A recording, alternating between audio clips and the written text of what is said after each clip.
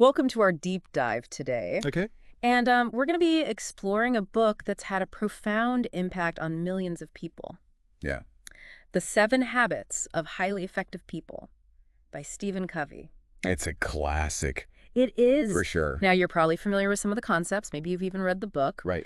But we're going beyond the surface level today, really getting into the why behind these habits. Absolutely. And how we can apply them in a way that makes a real difference. It's not just about like the quick tips and tricks. Right. It's challenging us to look at Yeah. the way we see the world. Okay, so you're talking about paradigms. Paradigms, exactly. That seems to be pretty central It really is. to everything he talks about. Think of a paradigm as like a mental map, Okay. that lens through which you view everything. Right. And often we're not even aware of these maps. We just assume that they're accurate Yeah. reflections of reality. But what happens when That our makes sense. maps are leading us astray? Yeah. He uses that story of the old woman, young woman, Yes. optical illusion. 2 people can look at the same thing Right. and see something totally different. Based on their preconceived notions, Yeah. and that's how it highlights how our paradigms can limit us Yeah. even when presented with the same information. So this happens in everyday life, I imagine. Oh yeah, all the time. At work, in our relationships. From how you approach a problem at work to Yeah. how you interpret a conversation with a loved one. So then how do we go about shifting those paradigms? That's where Covey's emphasis on inside-out change comes in. Okay. Real lasting transformation doesn't happen just by changing your behavior. Right. It starts with examining and potentially shifting Yeah. our fundamental way of seeing the world. Okay. And from that shift, our actions and our attitudes naturally follow. Like changing the software Yes. before trying to fix the hardware. A perfect analogy. And so this brings us to another one This brings us to, of his key distinctions. Yeah. The character ethic versus Yeah. the personality ethic. exactly, This seemed to really she pushed back. push back against There's those superficial quick fixes, quick fixes, yeah. like charisma and manipulation. He saw a lot of self-help just focusing on techniques Uh-huh. for outward success. Yeah. Things like charisma or, even manipulation, Right. which he termed the personality ethic. The personality. But he argued that true effectiveness stems from Yeah. a much deeper foundation, Okay. the character ethic. The character ethic. It's about building your life on principles like integrity, fairness, and human dignity. Right. Timeless values that withstand the test of time. It makes you think about like the long game. The long game, The long game exists. not just chasing that Yeah. fleeting Yeah. external validation. And that's where his concept of lighthouse principles Yeah. comes in. Lighthouse principle He compares these principles to natural laws. that govern human effectiveness, just like the laws of physics govern the physical world. So we can't just ignore these principles Exactly. and expect to have success. Think about it this way. Yeah. Ignoring those principles is like trying to build a house on sand. Okay. It might look good for a while, but it's not going to last. Right. Aligning your life with principles like integrity, fairness, honesty, Yeah. that's building your house on solid ground. That's building a foundation. Exactly. Yeah. And that's where the 7 habits come in, Okay. as practical ways to embody those principles. So they're not just random tips. No. They're strategic tools Strategic tools. to align us with these deeper principles. Exactly. Okay, so let's start with habit 1. Let's dive in. Be proactive. Be proactive. Now, this one I think a lot of people Yeah. misunderstand. It's not just about being busy. Right. It's about taking true ownership of your life. Yeah, it's more than just taking initiative. Absolutely. Right. Proactivity, as Covey defines it, is about recognizing that you have the power to choose your response to any given situation. Okay. Instead of feeling like a victim of circumstance, proactive people focus their energy on what they can control, their circle of influence, Circle of info. rather than dwelling on their circle of concern. So focusing on what we can change. Exactly. And what we can't. And he illustrates this beautifully with that story about taking his daughter to see Star Wars. Yes. It was a last-minute decision. Things weren't going according to plan. Yeah. But by choosing to embrace the unexpected and focus on the things he could do, he turned it into this truly enjoyable experience. Yeah. And I think a lot of us can relate to that, those moments when our initial reaction is to complain or get frustrated. Yeah. But by shifting our focus, we can actually find joy even in the midst of challenges. It's like choosing to see the opportunity. Exactly. And this mindset of proactive choice leads beautifully into habit 2. Begin with the end in mind. Begin with the end in mind. This is where we move from simply reacting to life to actively designing the life we want. This is where the famous funeral visualization comes in. Yes. Right. Powerful way to confront those big questions about legacy and purpose. It really makes you think about, Imagine yourself at your own funeral. whoa, What do you want people to say about you? yeah, What impact do you want to have made on the world? right. It might sound a little morbid, Yeah. but thinking about your life in this way can be incredibly clarifying. It helps you define what you want to be remembered for, and more importantly, how you want to live your life right now Wow. to create that legacy. It's like designing your life. Designing your life, yes. Which is a very modern concept. And Covey provided a framework for that back in the 80s. Yeah. And he takes it a step further with the idea of creating a personal mission statement, Yeah, okay. a guiding document that articulates your values Uh-huh. and desired direction in life. Think of it as your personal constitution. Your personal constitution, Yeah. a set of principles to guide your daily decisions. Okay. It can be incredibly powerful to have that clear sense of purpose, Especially when you're feeling lost. especially when you're faced with difficult choices Yeah. or feel pulled in multiple directions.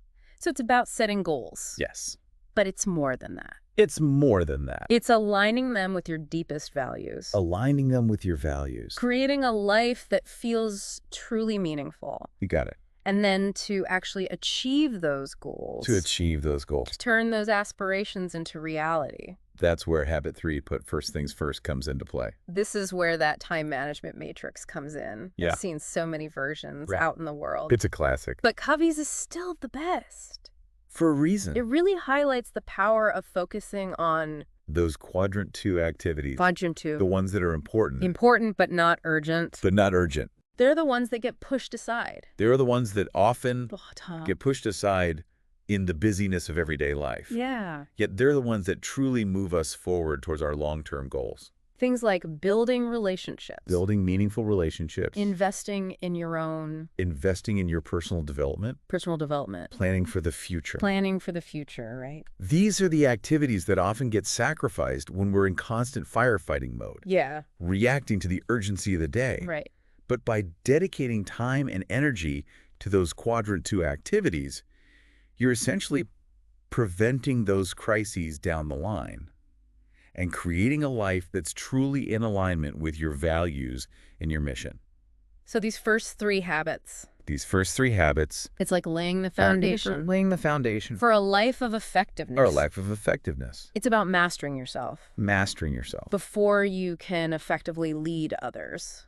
It's what Covey calls achieving those private victories. Private victories. It's about getting your own house in order before you try to organize someone else's. Right. And this mastery sets the stage for building strong, interdependent relationships, Okay. which are crucial for lasting success in any area of life. And that's where those That's where the next 4 habits come in. 4 habits come in, Yeah. bridging that gap from independence Bridging the gap from independence to interdependence. to interdependence, those public victories that Covey talks about. I'm curious to hear how they Yeah, build on this foundation. me too. And I think we're just scratching the surface here. Yeah. There's so much more to uncover as we delve into the nuances of these habits Yeah. and how they can be applied in a way that creates real meaningful change in your life. Absolutely. So we've laid the groundwork. Yeah, those first 3 habits. Those private victories. Private victories. Getting our own house in order. Right. Now, I'm really intrigued to see how this translates into building more effective relationships, those Yeah. public victories. That's where things get really interesting. Okay. Because once you have that solid foundation of self-mastery, Uh-huh. you're in a much better position to create strong win-win relationships with others. Okay. And that's where the concept of the emotional bank account comes into play. I've always loved that metaphor. It really is. Such a vivid way to think about. It's a great way to think about the level of trust that exists in any relationship. Yeah. And just like a financial bank account, Right. every interaction you have Yeah. is either a deposit Or withdrawal. or a withdrawal. So simple acts of kindness, keeping commitments, being honest and respectful, Those are deposits. those are deposits. While breaking promises, being disrespectful, acting in a way that betrays someone's trust, Those are withdrawals. those are withdrawals. And this applies to all kinds of The relationships. pines, yeah. With colleagues, friends, family members, Even with yourself. even with ourselves. You can make deposits into your own emotional bank account by taking care of your physical and mental health, by staying true to your values, by continuously learning and growing. It's a reminder that building trust takes work. It takes conscious effort, Consistent deposits over time. consistent deposits over time. And when that trust is there, Yeah, it creates a safe space it does. for open communication Absolutely. and collaboration. And that brings us to habit 4.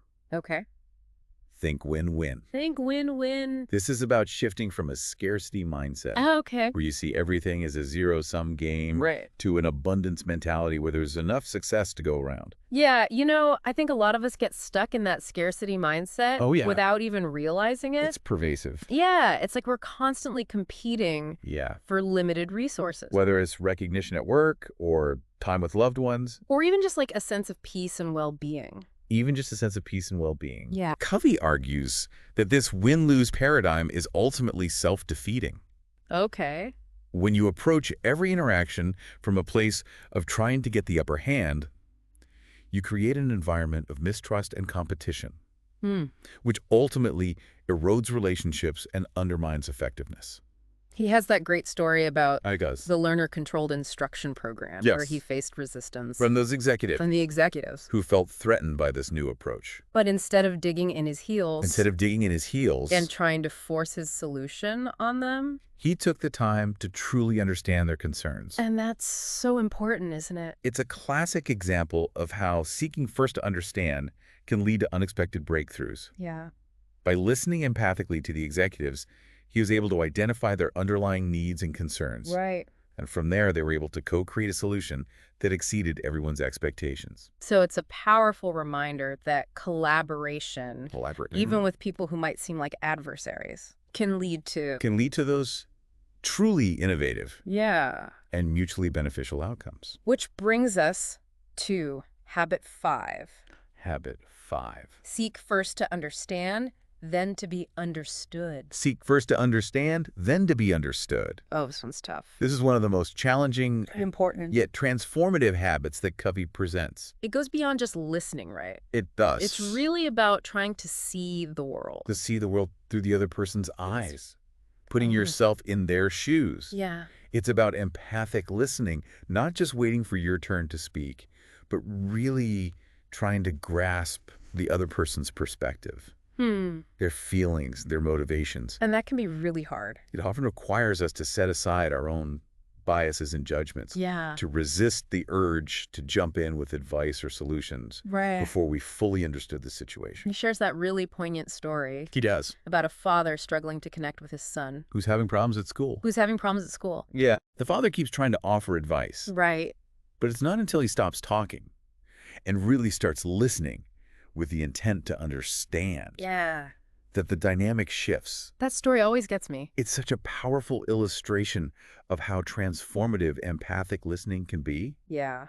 The moment the father shifts his focus from giving advice to understanding his son's experience, the son opens up Yeah. and a genuine connection is formed. It's like this bridge is built A bridge of understanding. between them. It's a reminder that sometimes the best way to help someone is simply to listen with our hearts, Yeah. to create a space where they feel heard and understood. And when you create that space, When you create that it's a space, foundation of understanding. foundation of understanding, And you can open up the possibility we open up the possibility for synergy. for true synergy, which is habit 6. Habit 6 synergies. It's that magical state That magical state where the whole is greater. where the whole is greater than the sum of its parts. But it's always felt a little elusive to me. It's not something you can force, Right. but it emerges when the conditions are right. Okay. Covey describes it as creative cooperation, Okay. where individuals with diverse perspectives come together not just to compromise, but to generate solutions that no one could have come up with on their own. Okay. I love how he That's describes such a vivid picture.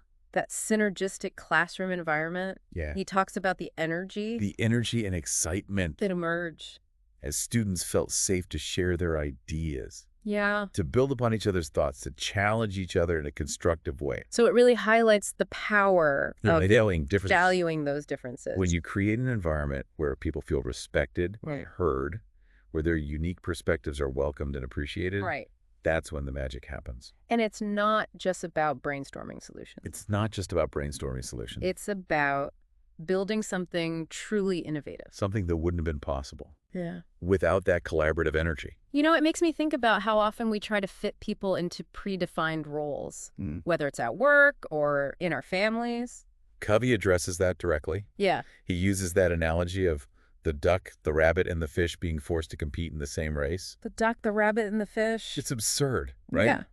But that's often what we do when we try to measure everyone against the same yardstick. Against the same yardstick. We stifle individual potential by not recognizing and celebrating those differences. It's about creating a space where everyone can thrive, Exactly. where their unique strengths are valued and leveraged. And that leads to a much richer, more dynamic outcome for everyone involved. Absolutely.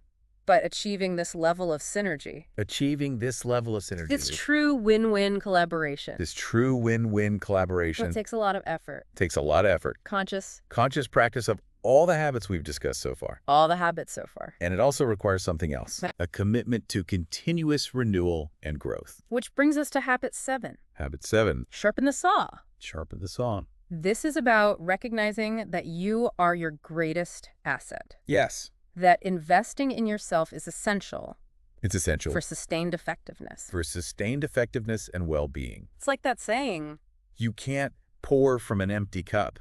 you can't pour from an empty cup. You can't effectively practice any of the other habits Right. if you're burned out, depleted, running on fumes. So Covey emphasizes that this renewal Renewal. needs to happen in all dimensions of our being. All dimensions, yeah. Physical, spiritual, mental, And social emotional. and social emotional. He uses the story of Dr. Gordon B. Hinckley and the 4 prescriptions he received from his doctor Oh, yeah. to illustrate this beautifully. The doctor didn't just focus on the physical symptoms. He prescribed activities that would nourish Dr. Hinckley's mind, spirit, and relationships as well. Such a great example It's a great example of holistic renewal. of how holistic renewal works. And it doesn't have to be complicated. Doesn't. Right. It's about finding those simple things that bring you joy and energy. Yeah. Whether it's spending time in nature, reading a good book, connecting with loved ones, or engaging in a spiritual practice that resonates with you. It's about making those activities a non-negotiable part of your life. A non-negotiable part of your life. Not just something you squeeze in. Not just something you squeeze When in. you have time. Because when you invest in yourself, Yeah.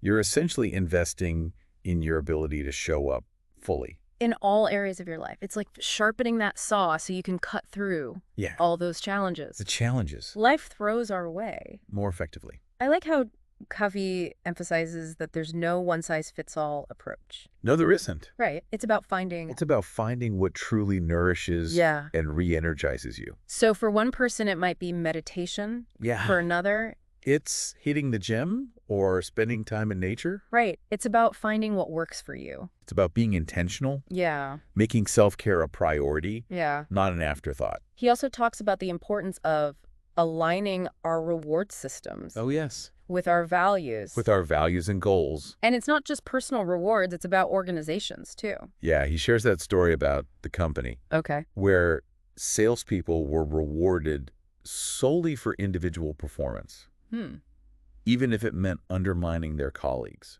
Oh, wow. Can you imagine the kind of culture that created? Sounds toxic. It sounds toxic. Everyone's looking over their shoulder. Yeah, constantly worried about being stabbed in the back. Right. It fostered this cutthroat environment Yeah. that was ultimately detrimental to the company's success. But when they shifted... But when they shifted the reward system to focus on team performance, Yeah. the whole culture changed. The whole culture changed. Almost overnight. So it's amazing how these small changes Seemingly small changes to systems can have can have such a ripple effect. a huge ripple effect. It really highlights the power of aligning those systems with the principles we want to embody. Yeah. And that's what Covey's work is all about. Yeah. It's not just about individual change. Right. It's about creating a more effective and fulfilling world for everyone. And he reminds us this is a journey, It is an ongoing journey. not a destination. It's about consistently living these principles, Yeah. integrating them into our daily lives. He talks about those daily private victories. Daily private victories. Taking at least an hour each day. At least an hour each day. To renew ourselves. To renew ourselves in those 4 dimensions. Physical, spiritual, mental, and social emotional. And this isn't selfish. It's not selfish. It's essential. It's essential for showing up as our best selves in Yeah. all areas of our life. Like putting on your own oxygen mask Right. before assisting others. You can't help anyone if you're gasping for air yourself.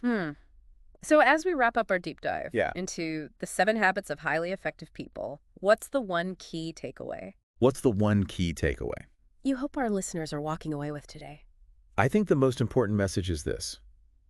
Lasting effectiveness, both personally and professionally, comes from aligning our lives with those enduring principles. Okay. We were discussing it's about shifting from an outside-in paradigm to an inside-out paradigm, Inside out. recognizing that true change starts within each of us.